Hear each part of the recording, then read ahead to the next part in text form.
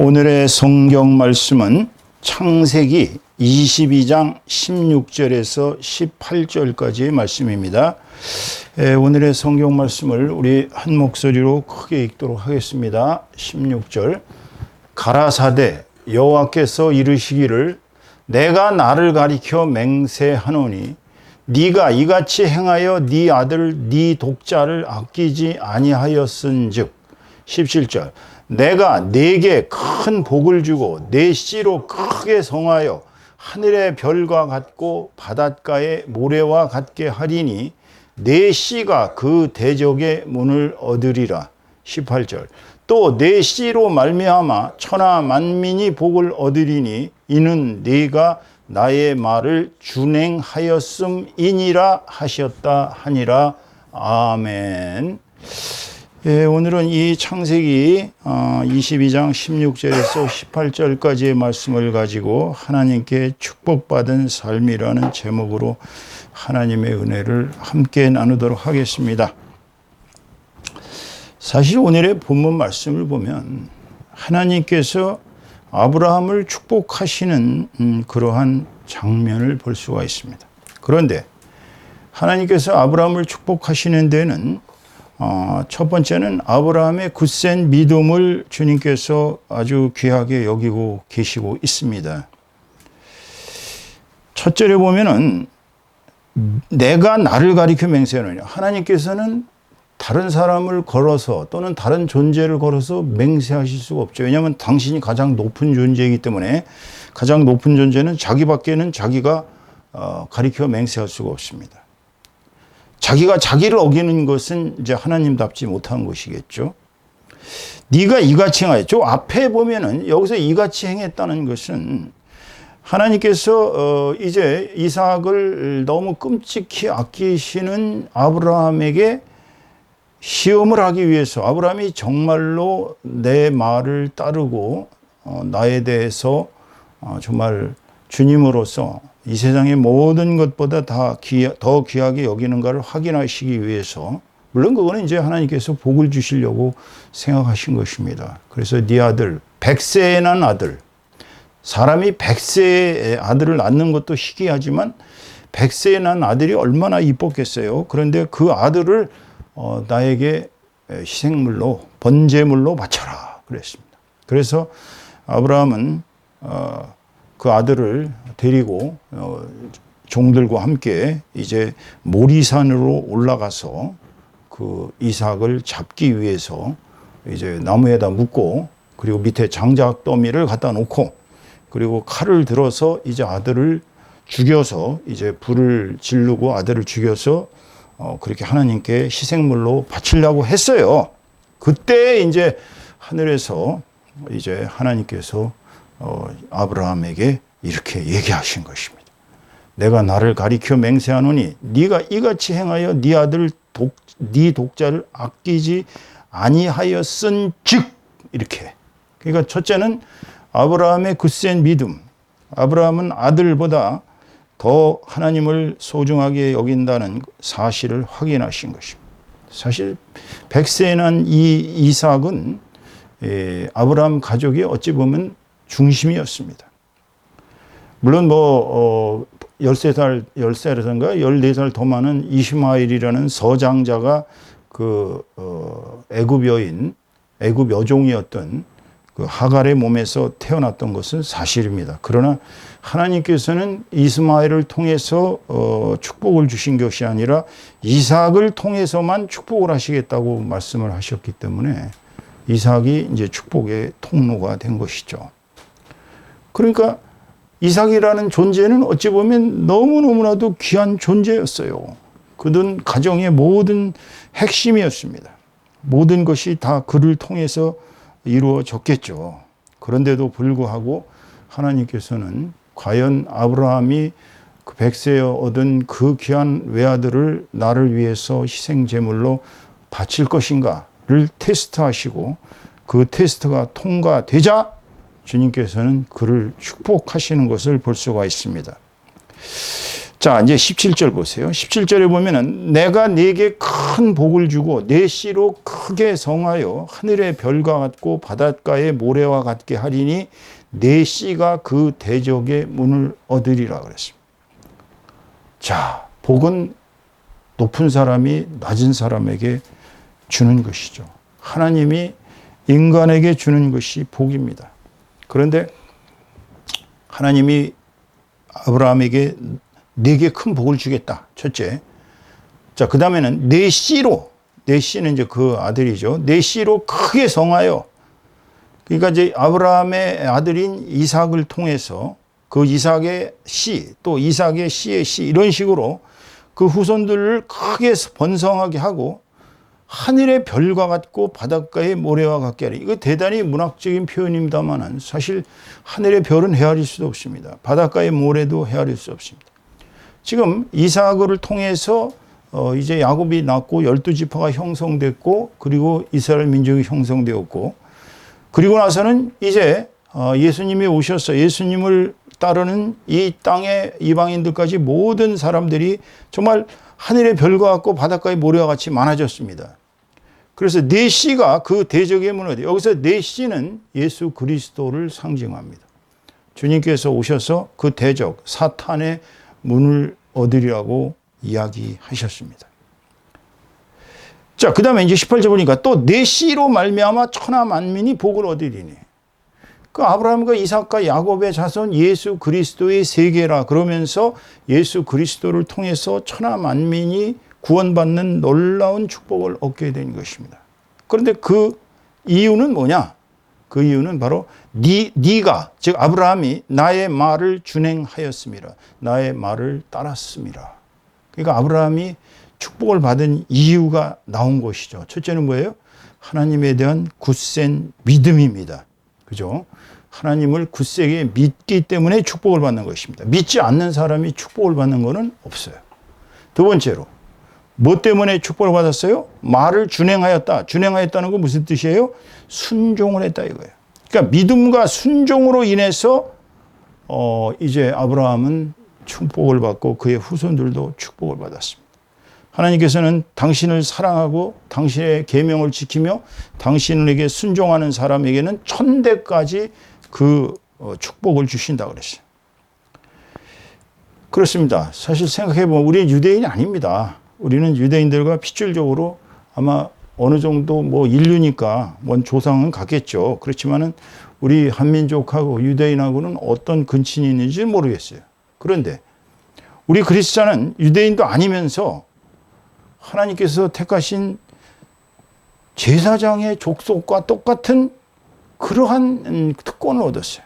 원래는 이스라엘 민족이 장자 민족이었습니다. 그들을 통해서 하나님은 이 인류를 다 하나님 품에서 품으시기 위해서 이스라엘을 세웠거든요. 이스라엘이라는 나라 자체가 원래 아브라함의 후손 이삭의 후손 야곱, 그 야곱의 후손 12지파가 형성된 어떻게 보면 하나님이 만드신 족속이거든요. 그리고 72인이 애굽으로 들어가서 그 이집트에서 무려 남자만 장정만 약 60만에 이르는 막대한 민족을 이루고 이제 그들을 출애굽시키셔서 이스라엘이라는 나라를 중동 땅에다가 가나안 땅에다 심으신 것입니다. 그러니까 하나님께서 직접 택하신 이스라엘은 장자 백성으로서 축복을 받았어야 되지만 아브라함의 믿음과 아브라함의 순종으로 인한 축복은 예수 그리스도를 통해서 축복을 받게 된 우리 이방인들, 예수님하고 직접 핏줄로 오는 관계가 없지만 우리는 이방인이지만 편입되는, 즉 양자가 되는 축복을 얻었거든요.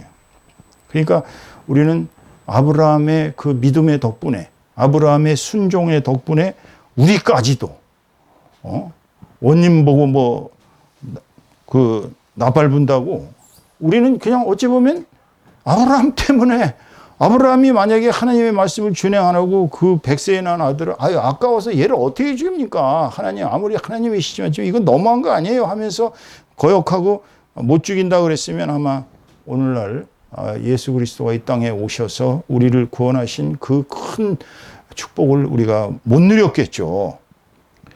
그럼 오늘 설교는 뭐 아브라함의 그 믿음과 아브라함의 순종 이것만 얘기하자는 게 아닙니다. 이게 우리하고 무슨 관계가 있냐 이거예요. 우리들에게도 적용되느냐 이거죠. 자, 여러분들에게 묻고 싶습니다. 여러분도 아브라함처럼 하나님에 대한 굳센 믿음을 갖고 계십니까? 첫째, 축복은 받고 싶은데 굳센 믿음이 있으시냐고 묻고 싶어요. 두 번째로, 여러분은 하나님의 말씀에 순종할 수 있습니까? 아브라함에게 100세에 난 외아들 이삭을 희생물로 바치라고 요구하셨던 하나님이 만약 여러분에게 똑같은 요구를 한다고 한번 생각해 보세요. 하실 수 있을까요? 이삭이 얼마나 귀여웠겠어요. 네? 그 엄마 사라부터 시작해서 집사들 모든 식솔들이 다 이삭의 일거수일투족에 따라 희비가 매일매일 갈렸을 것입니다. 그러니까 아브라함 자체도 이삭에게는 어떻게 보면 꼼짝 못하고 얽매여 있는 존재였어요. 그러니까 이삭이 어찌 보면은 축복이라기보다는 잘못하면 우상이 될 수가 있었어요. 그 아브라함의 가족의 올무가 될 수 있었습니다. 왜냐하면 하나님께서는 우리에게 요구하신 게 이 세상에 어떤 것도 하나님보다 더 소중하게 여기거나 하나님보다 더 사랑하는 존재가 우상이기 때문에 우리는 그런 존재를 두어서는 안 되거든요. 그러니까 모든 것 위에 하나님, 즉 우리에게 예수 그리스도가 이 세상에서 가장 소중한 존재라는 그런 마음이 우리에게 있어야 되는데 이삭이 같은 그런 귀한 아들을 낳고 나면 사람이 그게 안 되거든요. 사실 자식들한테 빠져 사는 우리 부모들 입장에서 본다면 자식들의 일거수일투족이 우리에게는 기쁨이 되기도 하고 슬픔이 되기도 하고 고통이 되기도 합니다. 그런데 자식이 우상이 돼서는 안 돼요. 하나님은 우리가 우상을 버릴 것을 요구하고 계시기 때문에 희생을 각오하고서 이제 우리는 하나님의 명령에 순종해야 되는 것입니다. 아마 제가 아브라함의 입장에 서서 제 외아들, 저도 아들이 하나밖에 없습니다. 외아들로 희생물로 바쳐라, 번제물로 바쳐라 그랬다면 과연 저는 그럴 수 있을까? 물론 뭐 그 아들이 아빠 저는 안 죽어 그리고 달아났겠지만은 그러나 아버지의 그 명령에 또 순종했던 이삭이도 대단한 것이죠. 그 이삭이 한 유명한 얘기가 있잖아요. 아빠, 이제 번제물은 다 이렇게 번제할 준비는 다 됐는데 번제물로 쓸 양은 어디 있어요? 라고 묻습니다. 그러니까 아브라함은 그랬겠죠. 네가 바로 그 양이다라고 얘기를 했겠지만 그거는 이제 예수 그리스도를 상징하는 것이죠. 그런데 아브라함은 참 그 얘기를 듣고서도 이제 그 아이를 불태워서 하나님께 바쳐야 된다는 그 슬픔에 고통스러웠겠죠. 그러다가 이제 칼을 몸에 대는 순간에 하늘에서 하나님께서 이제 그를 저지하고 이제 그 옆에 양이 있는 거를 또 눈에 띄었죠. 양이 있는 걸 그걸 잡아다가 이제 하나님께 제사를 드렸습니다. 여러분, 하나님께서는 우리에게 이 세상 어떤 우상도 섬기지 말라고 출애굽기 20장 3절에서 5절까지 강력하게 말씀하고 계시죠. 한번 읽어보겠습니다. 출애굽기 20장 3절에서 5절입니다. 너는 나 외에는 다른 신들을 내게 있게 말지니라. 4절 너를 위하여 새긴 우상을 만들지 말고 또 위로 하늘에 있는 것이나 아래로 땅에 있는 것이나 땅 아래 물속에 있는 것에 아무 형상이든지 만들지 말며 5절 그것들에게 절하지 말며 그것들을 섬기지 말라. 나 여호와 너의 하나님은 질투하는 하나님인즉 나를 미워하는 자의 죄를 갚되 아비로부터 아들에게로 3, 4대까지 이르게 하거니와 나를 사랑하고 내 계명을 지키는 자에게는 1000대까지 은혜를 베푸니라 그러셨습니다. 자신의 우상이 있는 사람들은 하나님을 사랑할 수가 없어요. 하나님의 축복을 받을 수가 없는 것입니다. 여러분은 뭐가 우상입니까? 혹시 여러분에게 제일 소중한 게 뭔지 한번 생각해 보셨습니까? 어떤 사람은 제일 소중한 게 나는 그래도 뭐니 해도 모니다 라고 그러시는 분이 있을 거예요. 왜냐하면 모니가 얼마나 소중합니까? 또 어떤 분들은 뭐니 해도 나는 러브가 제일 소중하다. 자기 아내, 자기 남편이 우상이 될 수 있어요. 뭐니 해도 나는 내 새끼가 최고다고 아주 새끼들이 우상이 될 수가 있습니다. 어떤 사람은 또 명예가 우상이 될 수도 있고 어떤 사람은 또 음악이 우상이 될 수도 있습니다. 어떤 사람은 술이 우상이 될 수도 있습니다. 어떤 사람은 도박이 우상이 될 수도 있습니다. 어떤 사람은 또 게임이 우상이 될 수도 있어요. 그러니까 하나님보다도 더 소중하게 여기는 것을 버릴 수 있어야 하나님께 축복을 받는 것이지, 우상을 섬기면서 하나님보다 더 소중한 존재가 있은 다음에는 절대로 축복을 받을 수가 없다는 것입니다. 여러분, 아브라함의 손자 야곱이 얼마나 험난한 세월을 거쳤습니까? 그는 정말 그 와이프 두 사람을 얻기 위해서 7년, 14년, 또 7년 뭐 등등 해서 수십 년을 자기 외삼촌 밑에서 거의 사기적 결혼과 품삯도 사기당하고 그랬는데, 하나님께서는 그를 축복하셔서 그야말로 모든 그 가축들이 야곱의 손에만 갔다 그러면 막 번성해서 그 외삼촌의 아들들, 그 사촌이죠, 외사촌들이 질투를 할 정도로 야곱은 하나님의 은혜를 많이 받았습니다. 그가 이제 삼촌하고 결별을 하고, 아주 냉정하게 결별하고, 자기 아내들 4사람과 자기 낳은 자식들 11명이죠. 그때 당시엔 11명을 데리고 이제 그는 다시 아버지가, 원래 아버지 이삭이가 살던 그 땅으로 돌아오고 있었습니다. 그러다 세겜 족장의 아들이 자신의 딸, 그것도 외동딸이에요. 11명 아들이 있고 딸 하나가 있었는데, 그 딸 디나를 강제로 범한 후에, 그리고 나서도 뻔뻔스럽게 그 아버지와 함께, 아버지가 이제 족장이었는데 청혼하러 왔어요. 그 아버지 입장에서 어땠겠어요? 외동딸이 그렇게 눈에 넣어도 안 아픈 그런 이쁜 딸이 강제로 그런 범을 당했으니, 범행을 당했으니 얼마나 괴로웠겠어요. 자, 여기서는 이제 이삭의 고뇌가 야곱의 고뇌가 시작되었죠. 야곱은 이 청혼을 받아들여야 되느냐 말아야 되느냐 고민을 했습니다. 이미 디나는 버려졌고, 그 당시에 풍습으로 봐서는 뭐 그냥 당연히 그쪽으로 가야 되는 게 원칙이었어요. 그런데 이제 두 아들 시므온과 레위는 음모를 꾸몄죠. 음모를 꾸며서 그 세겜 족속들에게 통보를 했습니다. 그 족장에게, 너희가 우리하고 통혼하려면 우리가 할례를 받아서 하나님의 백성이 된 것처럼 너희도 할례를 받아야 한다. 그러면 서로 통혼할 수가 있다. 이렇게 됐습니다. 이거는요, 하나님께서 어떻게 본다면 하나님이 주신 메시지일 수도 있어요. 왜냐하면은 하나님은 이스라엘 백성이 이방인하고 무조건 통혼하는 걸 원치 않습니다. 그래가지고 그 속은 세겜 족속들은, 남자들은 전부 할례를 받았어요. 여러분 할례 받아보셨죠? 할례가 얼마나 고통스럽습니까? 적어도 한 보름간은 걸어 다니기도 힘들 정도로 고통스럽습니다. 그런데 할례를 받아서 끙끙거리는 그 남자들을 시몬과 레위가 그 집에 있는 가신들, 일종의 종들이죠. 종들을 끌고서 쳐들어가서 칼로 무자비하게 그 세겜 족속들 남자들을 전부 대학살을 했어요. 학살을 하고 어떻게 했습니까? 그리고서는 그 여자들, 그리고 그 재산들을 전부 강탈해가지고 그렇게 돌아왔습니다. 그러니 야곱은 지금 난리가 난 거예요. 왜냐하면 세겜 족속이 그들을 그냥 놔두겠어요? 그러니까 야곱은 겁에 벌컥 질려가지고 베델로 달아납니다. 베델은 야곱이 외삼촌네 집에 갈 때 거기에서 하나님을 만났던 곳입니다. 그래서 야곱은 베델로 달아나서 거기다가 제단을 쌓습니다. 왜냐하면 이제 절대절명의 위기예요. 뭐 겨우 있어봤자 뭐 몇백 명이 있는데, 만약 세겜 족속이 전부 들고 일어나갖고 야곱 일족을 쳐 죽인다면 무슨 수로 맞겠어요? 그런데 야곱은 거기서 중대한 선언을 합니다. 자기 아내들, 그 사랑하는 그 아내들 라헬과 레아에게, 그리고 비라와 또 하나의 그 첫 4명이었으니까 그들에게 선언합니다. 니들 거기서 갖고 왔던 모든 이방 신상을 버려라. 그리고 의복을 정결케 하고, 몸을 정결케 하고 의복을 바꿔 입어라. 그리고 하나님께 기도하자. 그래서 당시에 거기 바단 아람에서 섬기던 이방 신상들을 다 버리고 옷들을 깨끗이 갈아입은 뒤로 그들은 하나님께 울부짖으며 매달립니다.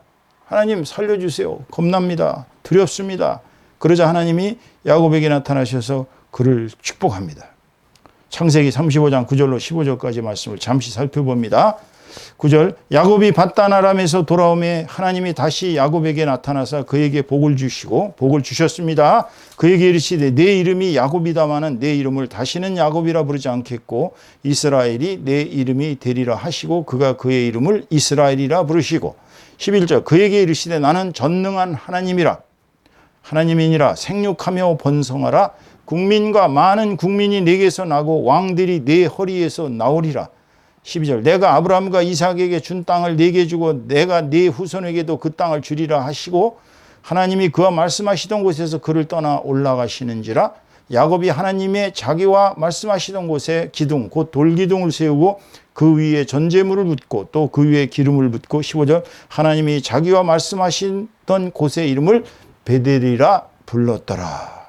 자, 야곱의 자세에서 우리가 하나님께 축복을 받는 그 비결을 여기서 우리가 볼 수 있죠. 뭐예요? 인생에 위기가 올 수 있어요, 여러분. 여러분이 잘못할 수 있어요. 죄를 질 수도 있고 여러분이 절대절명의 위험한 상황에 빠질 수도 있습니다. 그런데 야곱은 어떻게 했습니까? 자기 집안 식구들에게 밧단 아람에서 섬기던 모든 이방 신상들 우상을 다 버리라는 거예요. 이방 풍속도 버리고 하나님께로 돌아오라. 그러니까 그가 결단을 내린 것이 축복의 통로가 된 것입니다. 만약에 야곱의 아내들이 우상을 계속 섬기고 있었다면 하나님께서 그들을 축복하실 리가 없죠. 그러니까 여러분 하나님께 축복받은 삶은 첫째가 우선 모든 우상을 여러분의 몸과 마음과 영 속에서 깨끗이 지워야 하는 것입니다. 세상 사람들 보면 사실은 두 발 다 담그고 있어요. 한 발은 하나님께로, 한 발은 세상에게로. 물론 세상에 사니까 당연히 세상에 발을 안 디딜 수는 없죠. 그러나 우리의 영이 만약에 예를 들어서 사단적인 쾌락에 빠져 있다든지 세상의 정욕과 안목의 정욕, 이승의 자랑 이런 데 빠져 있다면 우리가 어찌 하나님을 제대로 섬길 수 있겠어요? 쾌락의 우상인 사람들은 그저 즐거움이 인생의 보람입니다. 만약에 하나님께서 여러분에게 컴퓨터나 스마트폰 쓰지 말고 그 시간을 내게 바쳐라. 그러면 여러분 순종할 수 있겠습니까? 아니 이 문명의 좋은 이 길을 왜 우리가 버립니까 하고 아마 반항할 수 있을 거예요. 그러나 여러분 하나님께서 우리에게 스마트폰 쓰지 말아라, 컴퓨터 쓰지 말아라고 명령하신 것이 아니라 그것보다 하나님을 더 소중히 여기는 마음. 우리가 그 시간에 하나님의 말씀을 읽고 기도하고 그렇게 해야지. 허구나 하루 종일 앉아서 스마트폰 보면서 누워가지고 어떻게. 그러니 목에 디스크 걸리고 뭐. 컴퓨터 좋아하는 사람들의 특징이 뭔지 아시죠? 컴퓨터 너무 좋아하시다 보면 나중에 아들을 못 낳는다는 말이 있습니다. 속설인데 컴퓨터 업계에 종사하는 사람들이 자식을 낳는데 아들을 못 낳습니다. 아마 정자가 약해지는 것 같아요. 허리를 허구한나 앉아서 컴퓨터를 하기 때문에. 그 컴퓨터를 계속하면 우리 눈에 시신경이 간을 상하게 만들고 우리의 또 신장도 상하게 만드는 것 같아요. 여러분 저는 오늘 그동안 깨달은 놀라운 성경의 비밀을 여러분과 공유하고자 합니다. 이거 굉장히 비싼 겁니다, 여러분. 왜냐하면 물론 저도 믿은 지 지금 거의 21년 몇 년 됐나. 제가 2004년에 제가 처음으로 구원을 받았으니까 2005년이군요. 2005년. 지금부터 21년 됐습니다. 자, 비밀을 말씀드리겠습니다. 첫째, 우리 인간은 영, 혼, 육으로 이루어져 있습니다. 영은 혼과 육으로 연결되어 있습니다. 혼과 육이 타락하면 영도 타락합니다. 혼과 육이 깨끗해지면 영은 함께 깨끗해집니다. 왜 우리가 몸과 마음을 깨끗하게 해야 되느냐? 왜 거룩하게 해야 되느냐? 우리의 영이 바로 혼과 육과 연결되어 있기 때문에. 우리는 엄마 뱃속에서부터 보고 듣고 냄새 맡고 만지고 맛을 보는 오감의 작용이 시작됩니다. 그래서 우리의 지각의 판단과 지각, 판단, 이성 이런 것은 혼이라고 합니다. 그런데 우리가 매일 더러운 것을 감각하면 우리는 계속 혼이 더러워집니다. 혹은 날 우리가 한번 가서 유흥업소에 가서 술 마시고 타락한 생활을 해보세요. 우리 영혼이 과연 깨끗해지겠습니까? 안 됩니다. 청소년들이 한번 타락한 애들이 왜 다시 돌아오기 어려우냐면 이미 혼과 육이 악에게 내어준 바 되기 때문에 사단에게 한번 붙잡히면은 우리의 혼과 육은 거기서 빠져나오기가 엄청 힘들어요. 빠져나오려면 그만한 시간이 또 걸립니다. 엄청나게 회개하고 기도하고 성결한 생활을 해야 되는데 그게 쉽지가 않거든요. 그러니까 우리 영이 강해지려면 어떻게 된다고요?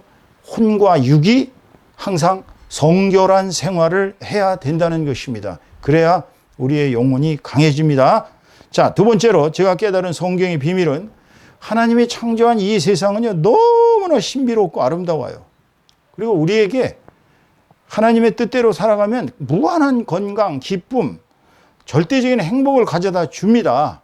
그렇지만 인간들이 만든 거, 인위적인 거 있죠. 인공물들, 이런 것들은요, 인간들 자신에게는 결국 큰 독이 된다는 사실이에요. 예를 들어볼까요?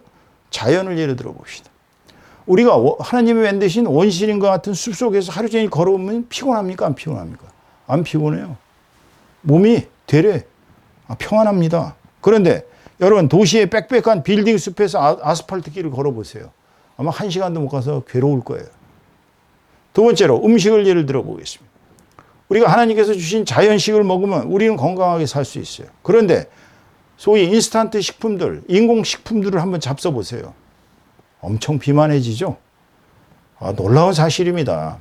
인공식품 계속 먹으면요, 비만해집니다. 저는 미국 가서 너무 놀란 게 너무나 뚱뚱한 사람들이 많아가지고 이 몸무게가 거의 250kg 되는 이런 사람들을 봤는데, 와, 그거 어떻게 살아가요, 여러분? 비만은 자연식 먹어서 비만 생기지 않습니다, 여러분. 그러니까 하나님께서 만드신 자연식을 잡수시기 바랍니다. 세 번째로 물을 보세요, 물. 원래 하나님이 주신 물은 굉장히 깨끗한 겁니다. 몸에도 좋아요. 영양분도 풍부했습니다. 그런데 우리가 만든 수돗물은 사실 독성을 제거하기 위해서 거기다 어느 정도 화학약품을 풀지 않을 수가 없어요. 왜냐하면 대장균들을 죽여야 되고 수많은 그 독성을 제거해야 되기 때문입니다. 원래 인간의 영은 하나님과 교통하도록 만들어져 있습니다. 우리가 기도를 하는 것은 하나님의 영과 교통하는 것이에요. 우리가 말씀을 읽는 것은 하나님의 영이 우리에게 임하게 하기 위해서입니다. 그러니까 우리는 기계를 안 써도 뭐 컴퓨터, 통신시설, 뭐 스마트폰, 영상물 이런 거 안 쓰고 하나님을 향해서 기도를 하면 우리가 굉장히 영이 강화되고 우리가 정말 하나님과 동행하는 삶을 살 수 있는데, 이런 기구들을 너무 많이 사용하는 사람들은요, 육체가 한없이 약하게 됩니다. 생식 기능마저 약화돼요. 여러분 조심하셔야 합니다. 지금 우리가 축복받은 세상에 살고 있는 것 같지만 사실 축복받은 세상이 아니에요. 지금은 가면 갈수록 인터넷상에 퍼져 있는 그 수많은 잘못된 정보들, 거짓 정보들과 음란물들과 그다음에 뭐 모든 사기적인 그런 거래들과 뭐 심지어는 저 뒤에 숨어 있는 그 무시무시한 암흑 세계들, 뭐 조폭의 세계들 뿐만이 아니라 무슨 소위 이른바 살수들의, 옛날식으로 하면 살수들의 그런 세계가 있지 않나. 하여튼 인간은 하나님께서 창조하신 그대로 돌아가야 행복합니다. 그러려면 첫째 어떻게 해야 된다고요? 우상을 버리세요. 우리는 내 부모, 내 형제 자매, 내 자식, 재산, 명예, 학벌, 배우자, 애인, 어떤 쾌락도 우리의 이상, 야망 이런 것이 우상이 돼서는 안 됩니다. 우리에게는 오직 주 예수 그리스도께서만 중심이 되었을 때 축복받는 삶을 사는 거예요. 왜냐하면 하나님께서 예수 그리스도를 통해서 인류를 축복하셨는데 그 축복받은 대상을 안 믿고 그야말로 그냥 세상적으로 탱자탱자 사는 사람들이 무슨 축복을 받을 수 있겠습니까? 그러니까 우리는 우리 영 속에 있는 더러운 것들, 세상적인 것들은 다 더러운 거라고 보기는 어렵습니다만 그래도 세상적으로 좋지 않은 것들, 그런 걸 버려야 합니다. 우상 버리세요. 쾌락의 욕망 버리세요. 이 세상은 쾌락을 위해서 사는 것이 아닙니다. 우리는 하나님께 영광되는 삶을 살아야 합니다. 우리가 하나님의 성령이 우리에게 오셔서 우리가 성령으로 가득 태워지려면 첫째 우상 버려야 합니다. 욕망의 쾌락을 버려야 합니다. 버려야 찹니다. 성령이 차는 비결은 우리가 버려야 합니다. 축복받는 첫 번째 삶의 조건은 영적으로 불필요한 것들을 다 버리셔야 됩니다. 둘째로 하나님께 축복된 삶을 살기 위해서는 영적인 삶을 사십시오. 우선 오감을 깨끗이 하셔야 합니다. 보는 것도 조심하십시오. 임산부가 태교를 할 때 좋지 않은 거 안 보지 않습니까? 좋지 않은 소리 안 듣습니다. 좋지 않은 거 안 만집니다. 좋지 않은 거 안 먹습니다. 좋지 않은 것 안 느껴요.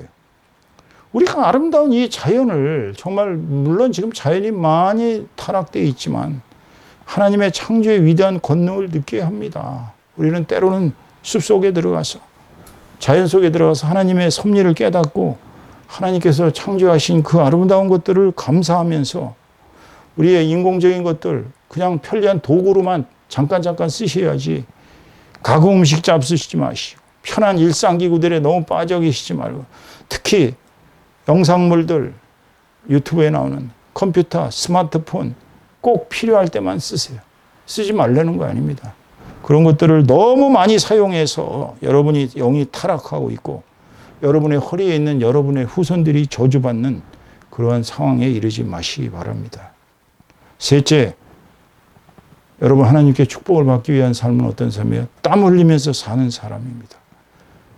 노는 사람, 일하지 않고 먹으려고 하는 사람은 악인입니다. 여러분, 일하면서 사셔야 합니다. 천지창조 이후에 하나님께서는 창세기 1장 28절 말씀에서 하나님이 그들에게 복을 주시며 그들에게 이르시되 생육하고 번성하여 땅에 충만하라 땅을 정복하라 바다의 고기와 공중의 새와 땅에 움직이는 모든 생물을 다스리라 하시니라. 이거 문화사역의 대임이라고 했습니다. 우리는 문화사역의 대임을 받은 위대한 존재들입니다. 예수님이 이 땅에 오신 뒤에 지금은 말세까지 추수의 시절입니다. 신천지식으로 교회에 들어가서 엉뚱한 성도들을 추수하는 그런 사기꾼들한테 당하지 마시고 우리는 아직도 믿지 않는 수많은 사람들에게 복음을 전하는 저 복음의 일꾼으로 살아가셔야 하는 것입니다. 여러분, 이 땅에는 지금 매일 죽어가는 수많은 영혼들이 우리의 손길을 기다리고 있어요. 복음의 비밀을 몰랐다든지 아니면 알면서도 복음의 기쁜 소식을 외면하고 그냥 영이 점점점 타락해서 하나님께로 올라가지 못하고 지옥의 음부에 떨어져서 유황과 불못과 무저갱이 빠져 실망하는 그 앞날을 생각해 여러분 가족들이 그렇다고 생각해 보세요. 그러면 답은 나와 있습니다. 주님께서 우리에게 달란트의 비유를 주신 것은 바로 믿지 않는 수많은 자들에게 복음을 전해서 그들이 구원받게 하라는 말씀입니다. 여러분, 우리는 하나님께 축복받은 삶을 살기 위해서 아브라함을 비롯한 모든 믿음의 조상들이 보여주었던 첫째, 굳센 믿음에 서야 합니다. 둘째로 하나님의 말씀을 철저하게 순종하셔야 합니다. 셋째로는 하나님이 지으신 이 자연의 삶에 순응해야 돼요. 하루하루를 땀 흘리면서 가장 성실하게 일하든지 성실하게 공부하든지 노동하면서 사셔야 합니다. 그럴 때 우리의 자손들이 자자손손 축복을 받고 믿음의 명문가정이 될 것을 확신합니다.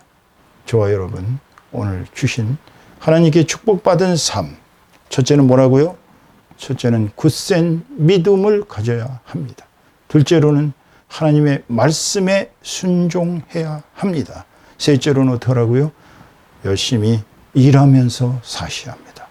저와 여러분, 앞으로 이 무더위 속에서 물론 휴가도 즐기시고 이제 이 어려움을 극복하시는 여러분들 다 되시기를 축원하면서 오늘 정말 저 여러분 모두 다 하나님께 축복받는 그러한 영광의 삶을 하나님께 올려드리기를 우리 주 예수 그리스도의 이름으로 축원드립니다.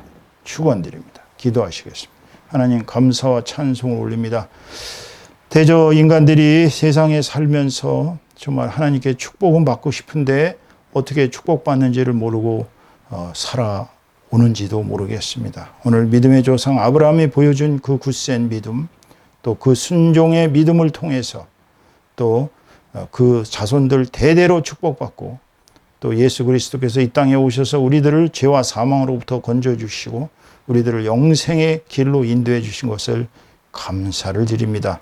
저희들 삶이 하루하루가 다 주님께 충성하는 삶이 되게 하시고 그리스도의 복음 붙잡고 아직도 믿지 않는 수많은 사람들에게 복음 전하는 전도자의 삶을 살 수 있도록 저희들의 삶을 인도하여 주시옵소서. 주께서 주신 은혜와 사랑에 언제나 감사와 찬송을 울며 우리 주 예수 그리스도 이름으로 감사하고 축복하며 기도 올려드리옵나이다. 아멘, 아멘, 아멘.